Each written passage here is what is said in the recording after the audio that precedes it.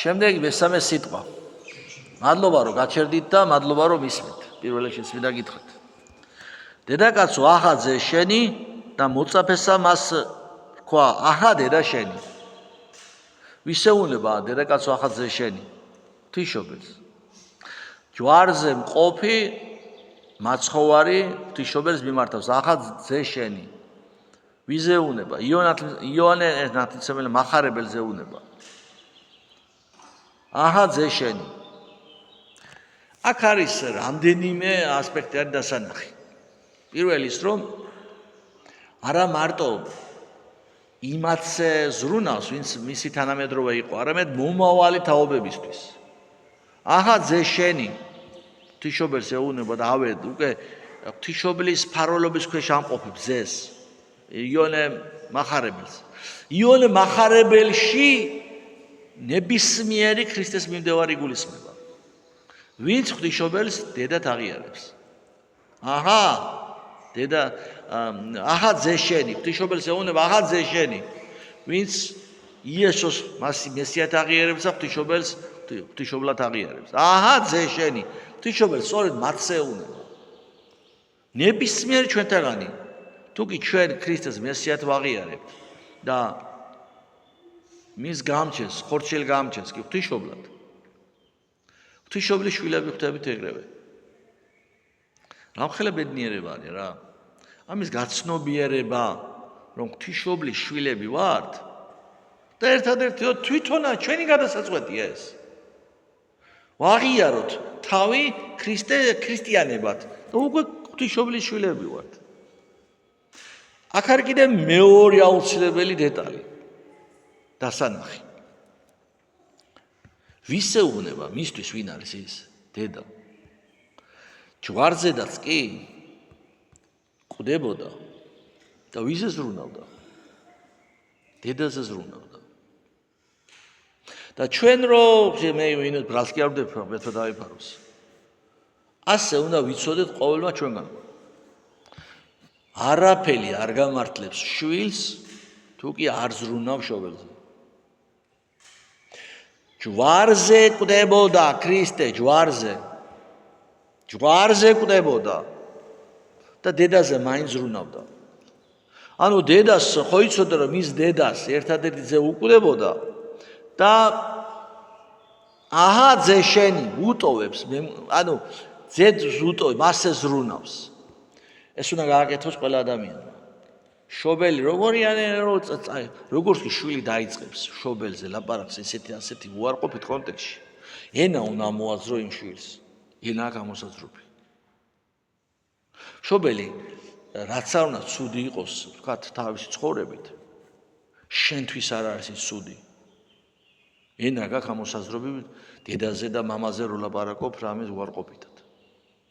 არანაირი მნიშვნელობა არ აქვს შენი გამჩენი დედა და შენი გამჩენი მამა ვიღაცისთვის რაღაცა შეეშალა, დაუშვათ არასწორად მოიქცა. არა აქვს ამას მნიშვნელობა.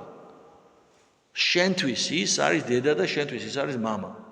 ეს უნდა იცოდეს და ეს ამას ავალდებულებს ყველას ქრისტიანობა. ქრისტიანობა, ანუ ქრისტეს მიმდევრობა, ქრისტიანობა. ჯვარზე კვდებოდა იესო ქრისტე, ჯვარზე კვდებოდა და დედაზე ფიქრობდა. ზრუნავდა დედაზე. აჰა ძე შენი და მე მოციქულსაც ეუნება, აჰა დედა შენი. ანუ ღვთისმშობელის მოციქულის სახელით ყველა ჩვენგანს გითხრა, აჰა დედა შენი.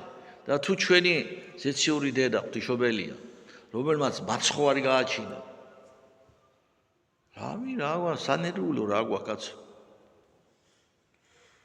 როგორ შეიძლება ჩვენ ჩავარდეთ სასოწარკვეთილებაში ამ დროს.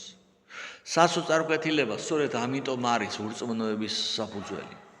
უიმედოთ რომ ხარ ადამიანია ამ სოფელში. ეს არის ურწმუნოების საფუძველი, იმიტომ რომ ახეთ კაცო ამ სიტყვას დააკვირდით. აჰა დედა შენი. ღვთისმშობელზე არის ნათქვამი ეს, რომ თუ კი შენ იქნები ქრისტეს მიმდევარი, ღვთისმშობელია შენი დედა, ზეციური დედი ყავს. რა განერვიულებს? დამშვიდდი. დალოცვილი გამყობოთ მაღალმა ღმერთმა. ერთს დავამატებ კიდე შემდეგ სიტყვასა მეოთხე სიტყვა ღმერთო ჩემო რა ისათვის დამიტევე მე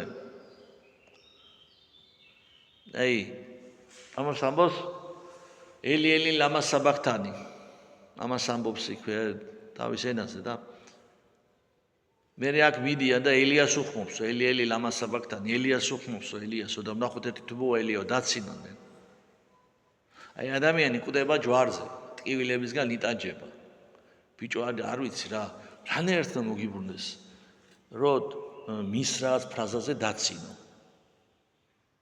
როგორ არის ადამიანის დაცემა სამდე შეიძლება მივიდეს ესა ხო ფაქტია აი დაცინეს ეგრევე ელი ლამა საბახთანი და ნახოთ აბა ელი ანუ ღმერთო ჩემო თქვა მაგრამ ელი ხო ელიას სიტყვა გავს აბა ერთი ნახოთ ელია თუ მოვა მაგის გადასარჩენად თუ ნახოთ თუ მოვა ჯერტი ქრისტეს ხო დაცინეს და დაცინეს ელია წინასწარმეტყველსაც შეურწყობი აღეთ ელია რომ მოსულიყო დაუშვათ კლავდნენ და სხვა ვიღაც პიროვნება იყო სხვა საქმე იყო და ელია წინასწარმეტყველი გამოცხადებოდათ რა დაემართებოდათ სასაცილოდ ეკდებოდათ თვითონ საქმე რაღაც არ ამგონია რა სიკრიჭებს ანუ არც ელიასი არ წამს სინამდვილეში ამ სიტყვის თქმას არც წინასწარმეტყველებს საკუთარი წინასწარმეტყველებისიც არ წამდათ ამ შემთხვევაში ხო ფაქტია და ქრისტე ჯვარზე და რას ნიშნავს აი ღმერთო ჩემო რისთვის დამიტევე მე ანუ აქ რო ლაპარაკობ ჩვენ რო ღმერთი მოკდა ჯვარზე აბა ვისეუნება კაცო დამიტევე მე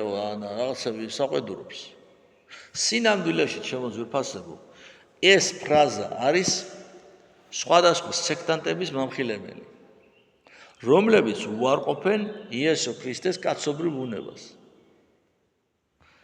ქრისტე ჯვარზე ღვთაებრივ ბუნებით კი არ მომკვდარა კაცობრივ ბუნებით მომკვდარა ღმერთის სიკვდილი როგორ შეიძლება საკუთარი კაცობრივი ბუნებით განახორციელა მან ყველაფერი ჯოჯოხეთში კაცობრივი ბუნებით ჩავიდა კაცობრივი ბუნება იშვა ამაღლა კაცობრივი ბუნებით ჯვარზე მომკვდა კაცობრივი ბუნებით ღმერთ კაცი მართლმადიდებლობა მიტოვა ჭეშმარიტი რელიგია ღმერთ კაცი ანუ სრული ღმერთი მსგავსი მამის და სრული კაცი მსგავსი დედის და ზეცაში სამება ხო არის მამისგან შობილი დედის გარეშე და მიწაზე დედისგან შობილი მამის გარეშე ხო საინტერესო ფრაზა არის მე ძალიან მომწონს ფრაზა ეს ასე თქვა კაცობრივი ბუნებით კვდება ჯვარზე და ამიტომ ამბობს რატო დამიტევ და ტკივილები ტანჯავს მას აი თუნდაც გეცამანის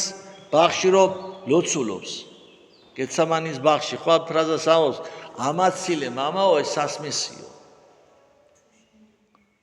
და მე ამას გაგზელება აქვს იქ ისე კი არა მე რომ მინდაო შენ რო გინდა ისე ანუ შენინება თავარიო აქ კაცობრივი ბუნება ქრისტეს კაცობრივი ბუნება ექვემდებარება ღვთაებრივ ბუნებას და მამის ნება და ძეს ნება ერთი და იგივე ნება არის ეს როგორც კაცი უჭირს ამის გაკეთება უჭირს იმიტომ რომ ხო იცის რა ტკივილები რა განსასწელია ძნელია ადამიანი არ არის ტკივილისთვის გაჩენილი ყველა გაურბის ტკივილს წყალი რომ მოგესმება მანქანით რო ხარ თვალს ხუჭავ ეგრევე ავტომატურად მინაზე რო წყალი მოგესმება გამოგისიათ ალბათ რატო გაურბი ხარ ამას ყველაფერს მე კომფორტში რო ხარ აღარ გინდა კომფორტი დაკარგო დილით გაღვიძება მით უგვეზარება ხოლმე დიდ პატარას ბავშვს დის ყველას კომფორტში რო ხარ თვილად ხარ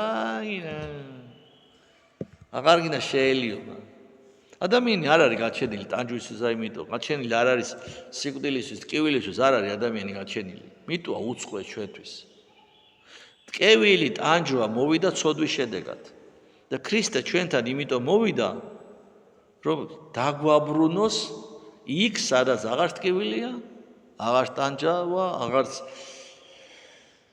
რავე სხვა მიდრეკილება ცოდვისკენ ასე შემდგომ იქ რო დაგვაბრუნოს იმიტომ მოვიდა ჩვენი ნება არის დაუბრუნდებით თუ არა და უნდა გავაცნობიეროთ რომ საკუთარი ტკივილებით გადახორციელა მან ეს ამიტომ მადლობა ღმერთს ყველაფრისთვის და მადლობა თქვენ რომ ისმენთ